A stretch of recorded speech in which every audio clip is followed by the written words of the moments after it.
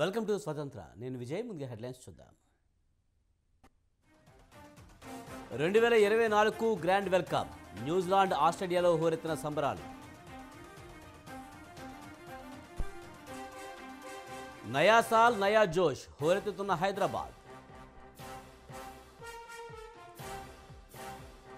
ఎక్కడికక్కడ drunk and drive తనిఖీలు. మందుబాబులకు check పెడుతున్న పోలీసులు. చంద్రబాబు పవన్ టార్గెట్గా విమర్శలు.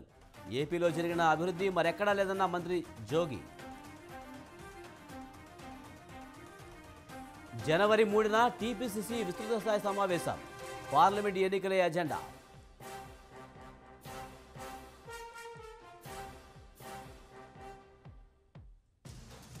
మరో ప్రయోగానికి సిద్ధమైన ఇస్రో. నింగిలోకి దూసుకువెళ్లిన PSLV C-58.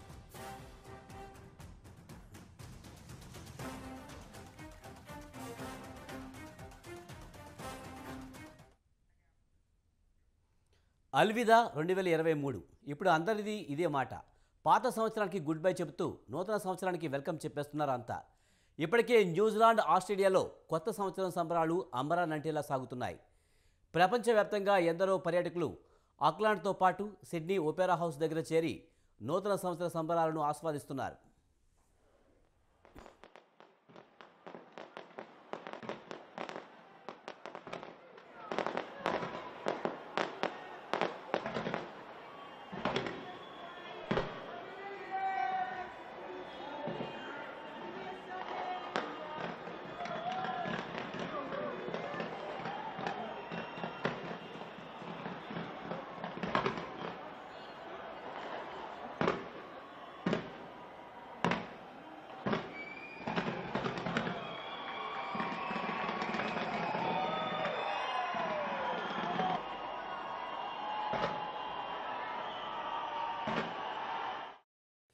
ఇక దేశవ్యాప్తంగా ఇదే పరిస్థితి నెలకొంది. భాగ్యనగరంలోనూ కొత్త సంవత్సరం సందడి మస్తుగా కనిపిస్తుంది. నయా సాల్ నయా జోష్ అంటూ చిందేస్తుంది యూత్. 2023కు గుడ్ బై చెబుతూ 2024కు వెల్కమ్ అంటూ నినదిస్తున్నారు హైదరాబాదీలు.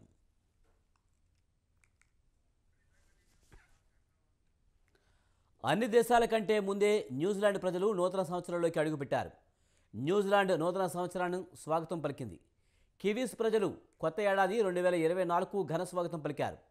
నూతన సంవత్సర వేడుకల్లో భాగంగా న్యూజిలాండ్ ప్రభుత్వం అధికారికంగా రాజధాని ఆక్లాండ్లో నిర్వహిస్తున్న వేడుకలు ఆకట్టుకున్నాయి. వేడుకల్లో భాగంగా laser show, fire work show కనుల పండుగగా జరిగాయి.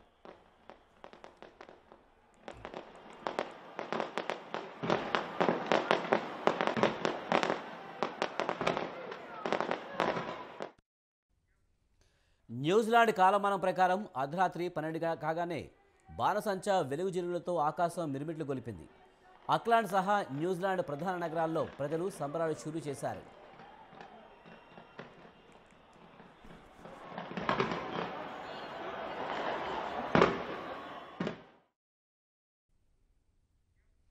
తెలంగాణ ప్రజలకు సీఎం రేవంత్ రెడ్డి నూతన సంవత్సర శుభాకాంక్షలు తెలిపారు.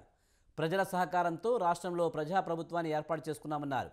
నిర్బంధాలు, ఇనుప కంచెలను తొలగించి పాలనలో ప్రజలను భాగస్వాములను చేశామన్నారు. కాంగ్రెస్ ఇచ్చిన 6 గ్యారంటీలలో 2 గ్యారంటీలను అమలు చేశామని, కొత్త ఏడాదిలో మిగతా గ్యారంటీల అమలుకు సిద్ధంగా ఉన్నామన్నారు. ఈ నూతన సంవత్సరం రైతు, మహిళ, యువత నామ సంవత్సరంగా సంకల్పం తీసుకున్నామన్నారు. ఆర్థిక, విద్యుత్ రంగాలలో వాస్తవ పరిస్థితులను శ్వేతపత్రాల ద్వారా ప్రజల ముందు ఉంచామన్నారు. జర్నలిస్టుల సంక్షేమం పట్ల ప్రభుత్వం చిత్తశుద్ధితో ఉందని, త్వరలో సమస్యలను పరిష్కరిస్తామన్నారు. ఈ నూతన సంవత్సరంలో ప్రతి పౌరుడి ఆకాంక్షలు నెరవేరాలని, తెలంగాణలోని ఇంట వెలుగులు నిండాలని మనసారా కాంక్షిస్తున్నారని రేవంత్ రెడ్డి తెలిపారు.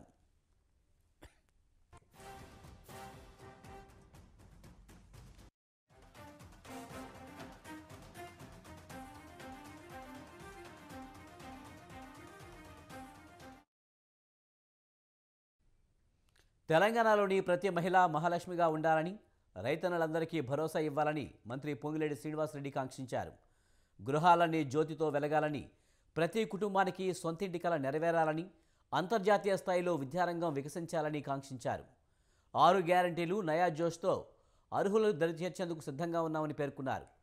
తెలంగాణ ప్రజలందరికీ 2024 నూతన సంవత్సర శుభాకాంక్షలు తెలియజేశారు. అర్హులెవరూ ప్రభుత్వ కార్యాలయాల చుట్టూ తిరిగే పని లేకుండా పథకాలన్నీ వారి చెంతకే చేరేలా పారదర్శక పాలన అందిస్తామని హామీ ఇచ్చారు. నూతన ఏడాదిలో ప్రతి ఒక్కరి మోములో చిరునవ్వు చూడాలన్నదే ప్రభుత్వ లక్ష్యమని పేర్కొన్నారు.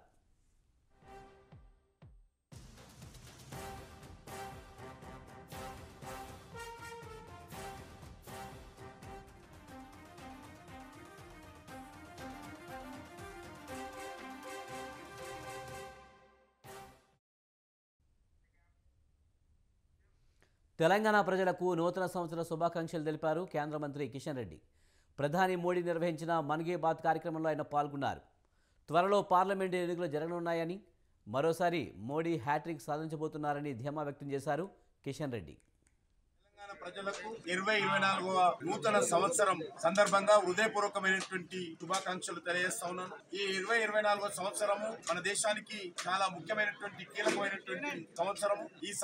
ఈ యొక్క సంవత్సరంలో దేశానికి సంబంధించినటువంటి సాధారణ ఎన్నికలు పార్లమెంట్ జరగనున్నాయి. ఎన్నికల్లో మరి నరేంద్ర మోడీ గారి నాయకత్వంలో భారీ మెజార్టీతో మరోసారి హ్యాట్రిక్ సంపాదిస్తూ మరి నరేంద్ర మోడీ గారిని ఆశీర్వదించి మరి భారీ మెజార్టీతో గెలిపించాల్సినటువంటి అవసరం ఉంది. దేశంలో అన్ని రకాలుగా అన్ని రంగాలలో కూడా నరేంద్ర మోడీ గారి నాయకత్వంలో గత 9.5 సంవత్సరాల్లో దేశం ఎంతో అభివృద్ధి జరుగుతా ఉంది. ప్రజల యొక్క ఆత్మ గౌరవాన్ని, మన దేశం యొక్క ప్రతిష్టను పెంచే విధంగా పేద ప్రజల సంక్షేమం కోసం అనేక పథకాలు చేపడుతూ స్కిల్ స్కామ్లో జనసేన అధినేత పవన్ కళ్యాణ్కు వాటా ఉందని ఏపీ మంత్రి జోగి రమేష్ అన్నారు. స్కిల్ డెవలప్మెంట్ స్కామ్ మీద పవన్ ఎందుకు లేఖ రాయలేదని ప్రశ్నించారు. చంద్రబాబు పవన్కు రాష్ట్ర అభివృద్ధి కనిపించడం లేదా అంటూ మండిపడ్డారు. ఏ ఆధారాలతో పవన్ ప్రధానికి లేఖ రాశారని ప్రశ్నించారు. పవన్కు ఏపీలో ఆధార్ కార్డు లేదు, ఓటు లేదన్నారు. చంద్రబాబు తాబేదారుగా పవన్ పనిచేస్తున్నారని విమర్శించారు. ఏపీలో జరిగిన అభివృద్ధి మరే రాష్ట్రంలో జరగలేదని చెప్పారు. 30 లక్షల మందికి పైగా ఇళ్ల పట్టాలు ఇస్తే మీకు కనిపించడం లేదా అని మంత్రి జోగి రమేష్ దుయ్యబట్టారు. దుర్మార్గులైన చంద్రబాబు నాయుడు తాబేదారు, చంద్రబాబు నాయుడు చంక నాకే పవన్ కళ్యాణ్, చంద్రబాబు నాయుడు పైసల కోసం ఏ గడ్డైనా కరవటానికి రెడీగా ఉన్న పవన్ కళ్యాణ్ ఇక్కడ స్కామ్ జరుగుతూ ఉందా? ఏం స్కామ్ జరుగుతూ ఉంది? మేమేమన్నా ఇంటి నిర్మాణాలకు డబ్బులు తీసుకెళ్ళి ఇస్తామా? ఆన్లైన్, ప్రతిదీ కూడా ఆన్లైన్ పేమెంట్. పవన్ కళ్యాణ్ కనీసం బుర్ర లేదు, కళ్ళు గుట్టి కడుపు మంట, పచ్చరోగులాగా తయారైపోయారు. పచ్చరోగులు వెదవలేడు అంతా. ప్రధానమంత్రికి లేఖలు రాస్తారంట. దేనికి రాస్తారు ప్రధానమంత్రికి మీద లేఖలు? ఎవరి మీద రాయాలా? చంద్రబాబు నాయుడు మీద రాయి, చంద్రబాబు నాయుడు కొడుకు మీద రాయి, చంద్రబాబు నాయుడు స్కిల్ డెవలప్మెంట్ స్కామ్లో దోచుకున్న డబ్బుల మీద రాయివయ్యా. చంద్రబాబు నాయుడు ఏమో నోట్లో ఏలు పెడితే కొరకలేనోడు ఈ పవన్ కళ్యాణ్కి, దానికి రాయుడు. అడ్డంగా దొరికిపోయాడు, బొక్కలోకి వెళ్ళాడు, ఎందుకు వెళ్ళాడో కూడా తెలియదు, ఆ బొక్కలోకి ఈడిపోయాడు. పవన్ కళ్యాణ్ ఏ విధంగా మనీ లాండరింగ్ అతనికి ఏ విధంగా జరిగింది, దాని ఎంత ప్యాకేజీ తీసుకున్నాడు కూడా లెటర్ రాస్తాం. వైసీపీ పాలనపై ప్రజలు విసిగిపోయారని, సీఎంగా టీడీపీ అధినేత చంద్రబాబు ప్రమాణ స్వీకారం చేయడమే ఇక మిగిలిందని టీడీపీ నేత బుద్ధ వెంకన్న తెలిపారు. రానున్న ఎన్నికల్లో టీడీపీ జనసేన ప్రభుత్వం ఏర్పాటు కావడం ఖాయమని ఆయన ధీమా వ్యక్తం చేశారు. 2023 జగన్ విధ్వంస నామ సంవత్సరంగా ముగిసిందన్నారు. 2024లో రాక్షస పాలన పోయి ప్రజలు సుఖ సంతోషాలతో ఉంటారని చెప్పారు. బలహీన వర్గాల ద్రోహి జగన్ అన్నారు.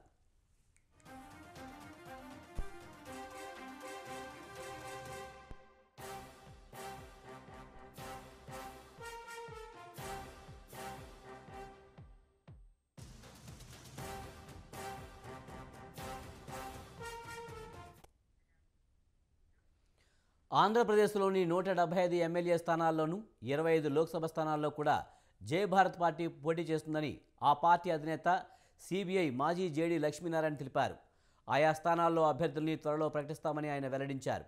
జై భారత్ పార్టీలో ఆప్ నేత పోతిన వెంకటరామారావు చేరిన సందర్భంగా లక్ష్మీనారాయణ మాట్లాడారు.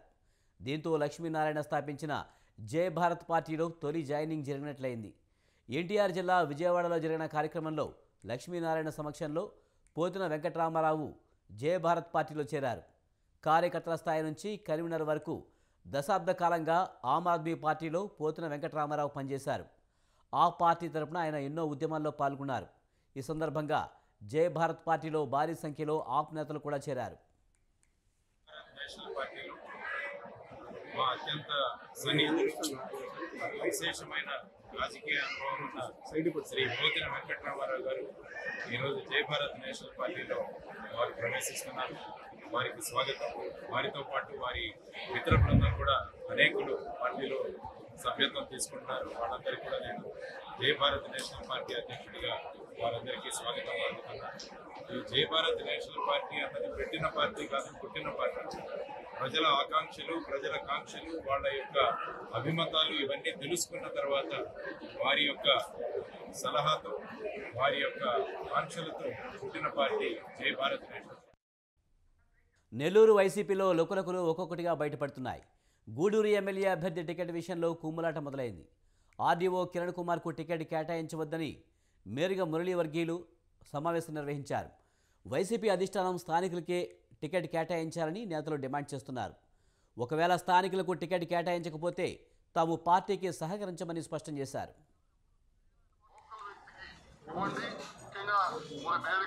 చాలా కష్టపడుతున్నారు.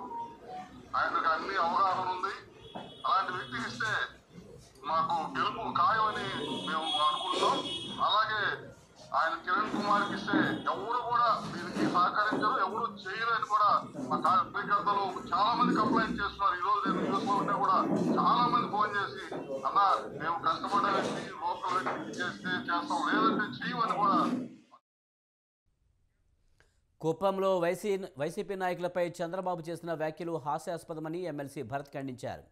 కుప్పం నియోజకవర్గానికి తాను ఎలాంటి అభివృద్ధి పనులు చేశారో చంద్రబాబు చెప్పలేదని ఎద్దేవా చేశారు. కుప్పంలో ఎయిర్పోర్ట్ కట్టి గుమ్మడికాయలు ఎక్స్పోర్ట్ చేస్తారా అని భరత్ ఎద్దేవా చేశారు. చంద్రబాబు ఏ రోజైనా వాస్తవాలు మాట్లాడారని భరత్ ప్రశ్నించారు. ప్రజలను మోసం చేసే విషయంలో చంద్రబాబు పీహెచ్డీ తీసుకున్నారన్నారు. కుప్పం ప్రజలకు వైసీపీ ప్రభుత్వం 2,500 కోట్ల రూపాయలను సంక్షేమ పథకాల ద్వారా అందించినట్టు తెలిపారు. మంత్రి పెద్దిరెడ్డి రామచంద్రారెడ్డి తప్పు చేశారని నిరూపిస్తే మూకుమ్మడిగా రాజీనామా చేస్తామని ఎమ్మెల్సీ భరత్ సవాల్ చేశారు. కుప్పంలో ఓడిపోతామనే భయం చంద్రబాబుకు పట్టుకుందని భరత్ అన్నారు. నువ్వు కన్విన్స్ చేయలేకపోతే కన్ఫ్యూజ్ చేసి వెళ్ళిపో జనాలని చెప్పి ఆయన కంప్లీట్గా 3 రోజులు తిరిగి 4 మండలాల్లో ఉండేటటువంటి ప్రజల్ని, వాళ్ళ క్యాడర్ని, వాళ్ళ దగ్గర ఉండేటటువంటి మంది మార్పాలను అందరినీ కూడా ఫుల్గా కన్ఫ్యూజ్ చేసేసి వాళ్ళ కన్ఫ్యూజన్ని ప్రజల్లోకి తీసుకొని వెళ్ళిపోమని చెప్పి వాళ్ళని కూడా కన్ఫ్యూజ్ చేసేయండి, మనం గెలవకపోయినా పర్వాలేదు, వాళ్ళు ఓడించేయండి అనేది ఆయన కాన్సెప్ట్. సో ఇట్లాంటి కాన్సెప్ట్లు అంతా కూడా ప్రజలు నమ్మరు. భగవంతుని దయ వల్ల 4.5 సంవత్సరంలో మేము చేసింది ఏంది అనేది ప్రజలకు స్పష్టంగా తెలుసు. వారి నమ్మకాలు, వారి అభిమానం అంతా కూడా వైఎస్ జగన్మోహన్ రెడ్డి గారి మీద, మా పార్టీ మీద ఉంది. ఎటువంటి పరిస్థితుల్లోనైనా ఈరోజు కుప్పం సీటు ఓడిపోతామనేటటువంటి భయంతోనే తెలుగుదేశం పార్టీ వాళ్ళు, నారా చంద్రబాబు నాయుడు గారు ఇన్నిసార్లు కుప్పానికి వచ్చి ప్రజల్ని లిటరల్గా అడుక్కునేటటువంటి పరిస్థితుల్లో ఈరోజు ఉన్నారు. ఫస్ట్లోనే నువ్వు కన్విన్స్ చేయకపోతే ఓటును వజ్రాయుధంగా చేసుకుని ప్రాథమిక హక్కుల్ని కాపాడుకోవడం కొత్త సంవత్సరం లక్ష్యం కావాలని మాజీ ఉపసభాపతి మండలి బుద్ధప్రసాద్ అన్నారు. వాక్ స్వాతంత్ర్యం, సమావేశం స్వాతంత్ర్యం కోల్పోయిన పరిస్థితి ఏపీలో ఉన్నాయన్నారు. ప్రజల పక్షాన మాట్లాడితే గృహ నిర్బంధాలు, కేసులు పెట్టడం, సమావేశాలపై ఆంక్షలు విధించడం పరిపాటి అయిందని బుద్ధప్రసాద్ అన్నారు. కొత్త సంవత్సరంలో జరిగే ఎన్నికల్లో నియంత పాలనకు చరమగీతం పాడి ప్రజాస్వామ్యాన్ని పరిరక్షించాలని బుద్ధప్రసాద్ పిలుపునిచ్చారు. కొత్త సంవత్సరంలో అందరూ సుఖ సంతోషాలతో ఉండాలని, మన అభివృద్ధి, మన సంక్షేమం మన చేతుల్లోనే ఉందని అందరూ గుర్తెరగాలన్నారు. టీడీపీ ఆధ్వర్యంలో ముద్రించిన క్యాలెండర్ని బుద్ధప్రసాద్ ఆవిష్కరించారు. వాళ్ళ సమస్యల సుడిగుండంలో చుట్టుకుని ఉంది. ఓ పక్కన నిరుద్యోగ సమస్య, ఈ 4.5 సంవత్సరాలుగా ఉద్యోగ కల్పన ఎక్కడ జరిగిన పరిస్థితి లేదు. కనీసం డిఎస్సి ప్రకటించిన పరిస్థితి లేదు, జాబ్ క్యాలెండర్ ఇచ్చిన పరిస్థితి లేదు. అలాగే ధరలు అయితే ఆకాశాన్ని అందుతున్న పరిస్థితి వచ్చింది. నిత్యావసరాలు కొనుక్కోవటం అనేది గగనప్రాయమైన పరిస్థితి వచ్చింది సామాన్యుడికి. విద్యుత్ ఛార్జీలు కూడా చాలా పెద్ద ఎత్తున పెంచిన పరిస్థితిని మనం చూస్తున్నాం. వీటిని తగ్గించడానికి ఎక్కడ కూడా ఆ ప్రభుత్వం నడుం కట్టిన పరిస్థితులు లేవు. అలాగే ప్రత్యేకించి రైతాంగం ఎన్నో ఇబ్బందులు పడింది ఈ గత సంవత్సరం. ఒకసారి అతివృష్టితో, మరోసారి అనావృష్టితో రైతులు నష్టపోతున్నప్పుడు వాళ్ళకి సహకారంగా నిలిచిన పరిస్థితి లేదు. ఈ రాష్ట్రం అంతా కూడా వాళ్ళ సమస్యల సుడిగుండంలో ఎన్నికలు సమీపిస్తున్న వేళ వైసీపీకి షాక్ తగిలింది. ఎన్టీఆర్ జిల్లా మైలవరం మాజీ మండల అధ్యక్షులు బొమ్మసాని చలపతిరావు రాజీనామా చేశారు. ఎమ్మెల్యే వసంత కృష్ణప్రసాద్ వైఖరికి నిరసనగా రాజీనామా చేస్తున్నట్లు ప్రకటించారు. పార్టీలో తనకు కనీస విలువ ఇవ్వకపోవడంపై ఆగ్రహం వ్యక్తం చేశారు. వైసీపీ కార్యాలయం సొంత ఎస్టేట్గా మార్చి ఇన్ఛార్జీలు, సూపర్వైజర్లుగా, పార్టీ నాయకులు, కార్యకర్తలను స్వీపర్లుగా మార్చారని మండిపడ్డారు. కేసులు పెట్టించుకొని 50 లక్షల మంది వైఎస్ఆర్ పార్టీని నమ్ముకొని వాళ్ళ 50 లక్షల మంది కార్యకర్తలు ఆస్తులు అమ్ముకొని డబ్బులు ఖర్చు పెట్టి కోట్లాది రూపాయలు ఖర్చు పెట్టి 50 లక్షల కార్యకర్తలు స్టేట్లో బదారం పడ్డారు. ఏం చేస్తున్నారండి మీరు? లోకల్ నాయకులు తప్పు చేస్తే హైకమాండ్ ఏం చేస్తున్నారు? రేపు ఏజెంట్లు ఉంటారా? ఇదే ఊళ్ళో నేను అడుగుతున్నా, ఇదే మండలంలో, ఇదే నియోజకవర్గంలో ఓట్లు వేయించేది ఎవరు? ఏం చేశారు మీరు? పార్టీలో అధికారంలోకి వచ్చిన కార్యకర్తలకి, నమ్ముకున్న కార్యకర్తలకి జగన్మోహన్ రెడ్డి గారు పెట్టిన పథకాలు తప్పితే మీరు ఏమైనా చేశారా? నాయకుడి దృష్టికి మీరు ఏమైనా తీసుకెళ్లారా?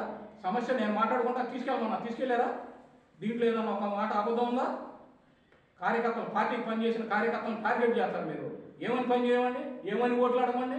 350 మంది రైతుల పొలాలు పోయి, ధర్మం స్టేషన్లో రైతుల పొలాలు పోయి ఉన్నాయి.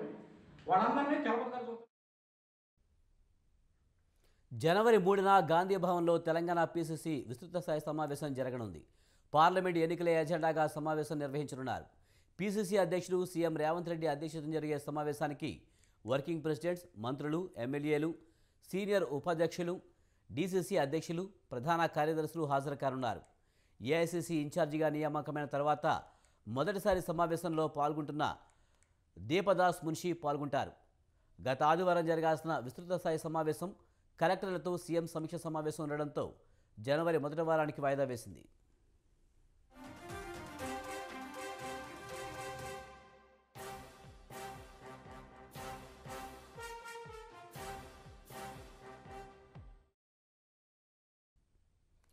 ములుగు జిల్లా కేంద్రంలోని పంప్ హౌస్ నుంచి జంగాలపల్లి, బంజరపల్లి గ్రామాల చెరువులకు మంత్రి అనసూయ సీతక్క సాగునీరు వదిలారు. తలపునే గోదావరి ఉన్న ఈ ప్రాంతానికి చుక్క నీరు ఇవ్వకుండా ఇతర ప్రాంతాలకు నీళ్లను తీసుకుపోయి గత ప్రభుత్వం ఈ ప్రాంతానికి అన్యాయం చేస్తుందని సీతక్క అన్నారు. రైతులకు త్వరలోనే 2 పంటలకు సాగునీరు అందే విధంగా కృషి చేస్తారన్నారు. త్వరలోనే సీఎంను కలిసి పంప్ హౌస్ల నుండి మిగతా మండలాలకు కూడా సాగునీరు ఇచ్చే విధంగా చూస్తారని మంత్రి తెలిపారు.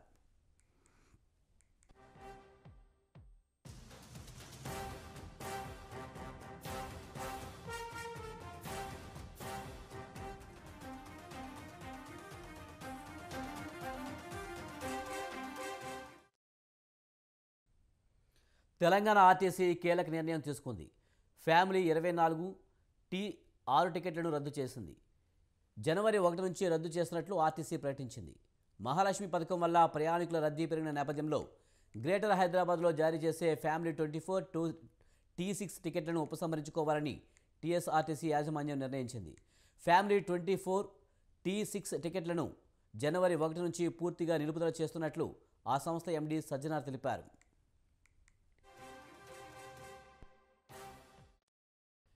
ఫ్యామిలీ 24 T6 టికెట్లను జారీ చేయాలంటే ప్రయాణికుల గుర్తింపు కార్డులను కండక్టర్లు చూడాలి. వారి వయసును నమోదు చేయాల్సి ఉంటుంది. మహాలక్ష్మి స్కీమ్ వల్ల రద్దీ పెరగడంతో ఫ్యామిలీ 24 T6 జారీకి కండక్టర్లకు చాలా సమయం పడుతుంది. ఫలితంగా సర్వీసుల ప్రయాణ సమయం కూడా పెరుగుతుంది. ప్రయాణికులకు అసౌకర్యం కలిగించవద్దనే ఉద్దేశంతో ఫ్యామిలీ 24 T6 టికెట్లను ఉపసంహరించాలని సంస్థ నిర్ణయించిందని ఆర్టీసీ ఎండీ సజ్జనార్ తెలిపారు.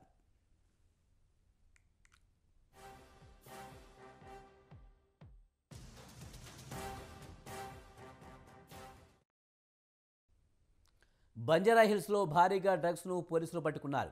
న్యూ ఇయర్ వేడుకలకు జూబ్లీహిల్స్లో డ్రగ్స్ విక్రయిస్తున్న ముఠాను పోలీసులు అరెస్ట్ చేశారు. పంజాబ్ నుంచి తీసుకువచ్చి హైదరాబాద్లో విక్రయిస్తున్న 2 విద్యార్థులను అదుపులోకి తీసుకున్నారు. పంజాబ్లో ప్రముఖ యూనివర్సిటీలో చదువుతున్న విద్యార్థులు ఈ ముఠాలో ఉన్నట్లు పోలీసులు గుర్తించారు. 100 గ్రాముల MDMA, 26 గ్రాముల కొకైన్, 29 గ్రాముల బ్రౌన్ షుగర్ ప్యాకెట్స్ పోలీసులు స్వాధీనం చేసుకున్నారు.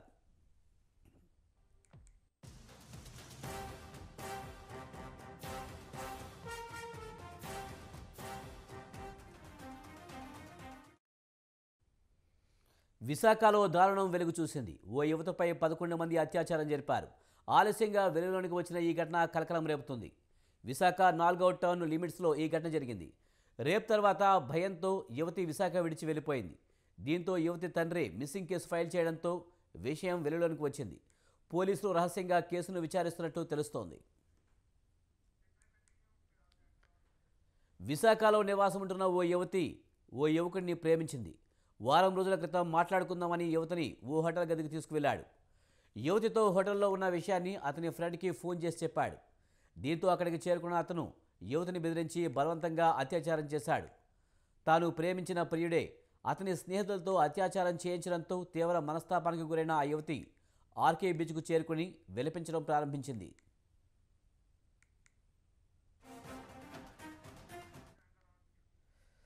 అదే బీచ్లో సందర్శకులకు ఫోటోలు తీసే ఓ ఫోటోగ్రాఫర్ ఆమెను గమనించి ఓదార్చినట్లు నటించి నేనున్నానంటూ నమ్మించి స్నేహితుల గదికి తీసుకువెళ్లాడు. అక్కడ మొత్తం 9 మంది కలిసి యువతిపై గ్యాంగ్ రేప్ చేయడంతో యువతి బెదిరిపోయి వేరే ఊరికి వెళ్ళిపోయింది.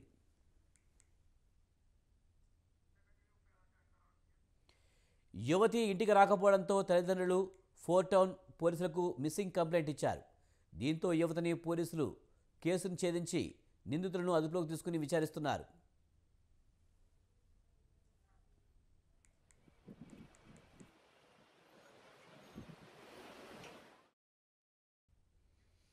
ఈ రోజుతో 2023 ముగిసిపోనుంది. కొత్త ఏడాదికి స్వాగతం పలకనున్న నేపథ్యంలో ఈ ఏడాది చివరి ఆదివారాన్ని అరేంజ్ మర్మలాడే అనే రెసిపీ ప్రిపరేషన్తో గడిపారు కాంగ్రెస్ పార్టీ అగ్రనేత సోనియా గాంధీ, ఆమె కుమారుడు రాహుల్ గాంధీ. సోదరి ప్రియాంక గాంధీ వద్రాకు ఇష్టమైన ఈ వంటకాన్ని సోనియా, రాహుల్ కలిసి ప్రిపేర్ చేశారు. అందుకు సంబంధించిన వీడియోని సోషల్ మీడియాలో షేర్ చేశారు.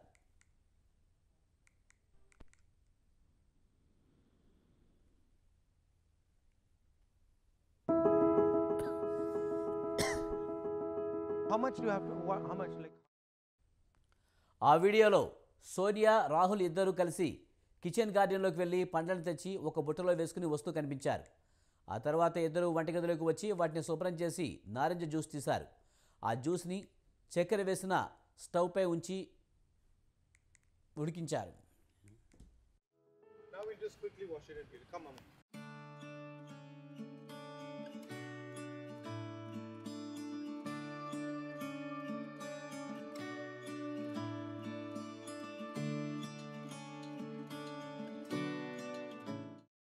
రాహుల్ ఆ మిశ్రమాన్ని కలుపుతూ, అమ్మా బీజేపీ వాళ్ళు ఈ జామ్ కావాలంటే వాళ్ళు కూడా ఇద్దామా అని సరదాగా అన్నారు. అందుకు ప్రతిగా సోనియా మనపైకి తిరిగి విసిరేస్తారని నవ్వుతూ సెటర్ వేశారు. మంచిది, అప్పుడు ఆ జామ్ మొత్తం మనకే సొంతమని రాహుల్ అనడంతో ఇరువురు ముఖాల్లో నవ్వులు విరిశాయి. ఈ సందర్భంగా సోనియా గాంధీ దశాబ్దాల క్రితం భారతీయ వంటకాలకు తాను అలవాటు పడడానికి ఎలా కష్టపడిందో వివరించారు.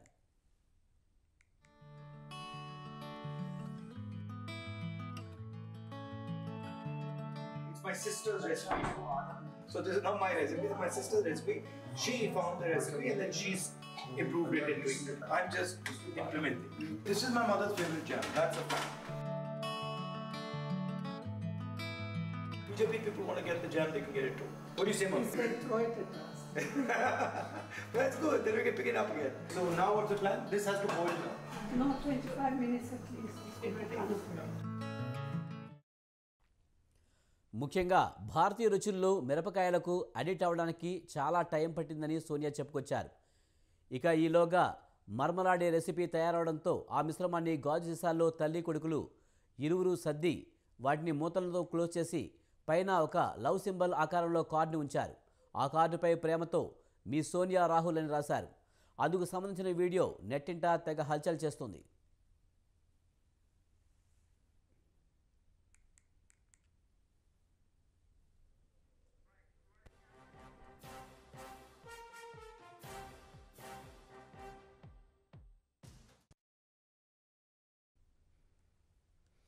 కేంద్ర ప్రభుత్వం 16వ ఫైనాన్స్ అండ్ కమిషన్ చైర్మన్గా అరవింద్ పనగారియాను నియమించింది. అరవింద్ పనగారియా గతంలో నీతి ఆయోగ్ వైస్ ప్రెసిడెంట్గా పనిచేశారు. 16వ ఫైనాన్స్ కమిషన్ 2026 నుంచి 2031 వరకు 5 ఏళ్ల పాటు వ్యవహారంలో ఉంటుంది. ఫైనాన్స్ కమిషన్ 2025 అక్టోబర్ 31 నాడే తన నివేదికను సమర్పించిందని ఆర్థిక మంత్రిత్వ శాఖ ఓ ప్రకటనలో తెలిపింది.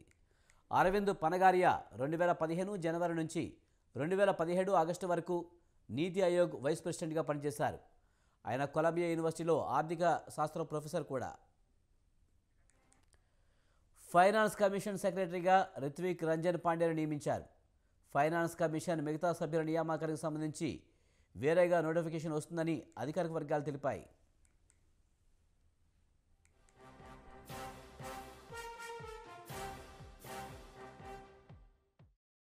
రెండు 2023 సంవత్సరంలో చంద్రయాన్-3, ఆదిత్య L1 ప్రయోగాలతో చరిత్ర సృష్టించిన భారత అంతరిక్ష పరిశోధన సంస్థ 2024 ఏడాదిని ఘనంగా ప్రారంభించేందుకు సిద్ధమైంది.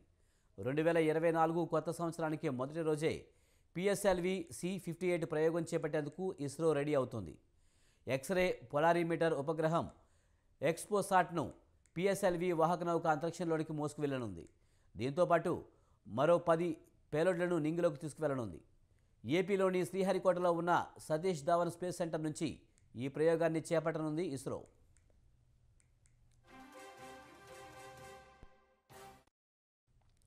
ఇప్పటికే PSLV C-58 రాకెట్ కౌంట్డౌన్ ప్రక్రియ ఉదయం 8:10 ప్రారంభమైంది. సోమవారం ఉదయం 9:10 వరకు ఈ కౌంట్డౌన్ కొనసాగనుంది. PSLV C-58 వాహక నౌక షార్లోని మొదటి ప్రయోగ వేదిక నుంచి నింగిలోకి రేపు దూసుకువెళ్లనుంది.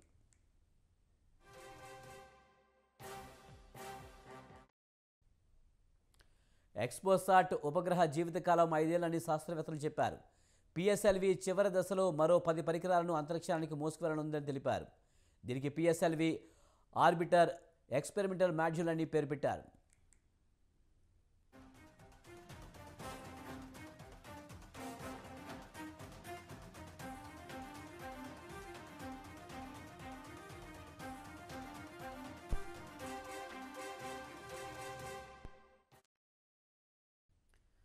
కాఫీ మిషన్లో దాదాపు 3 కిలోల 497 గ్రాముల బంగారాన్ని తీసుకువెళ్తున్న వారిని లక్నో కస్టమ్స్ శాఖ పట్టుకుంది. 2 సిలిండర్ల మాదిరిగా ఉన్న 2 బంగారు కడ్డీలను స్వాధీనం చేసుకున్నారు. కాఫీ మిషన్ పగలకొట్టి కట్ చేసి బంగారాన్ని స్వాధీనం చేసుకున్నారు.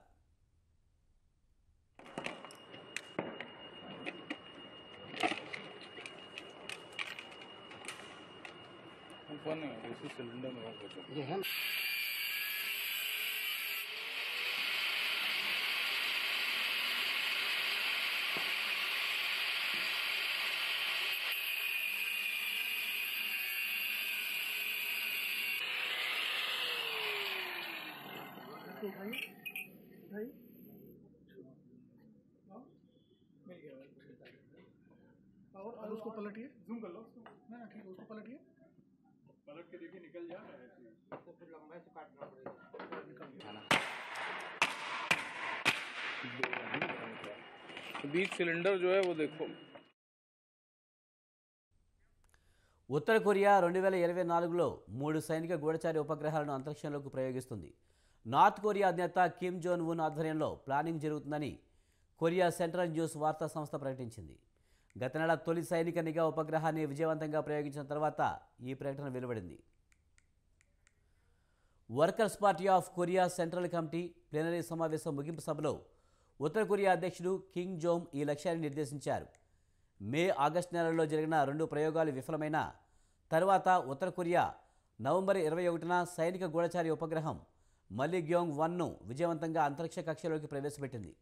ఈ అనుభవం స్ఫూర్తితో 2024లో మరో 3 గూఢచార ఉపగ్రహాలను ప్రయోగించే పనిని ఆవిష్కరించి స్పేస్ సైన్స్ టెక్నాలజీ అభివృద్ధికి తీసుకోవాల్సిన చర్యలపై కిమ్ దిశానిర్దేశనం చేశారు.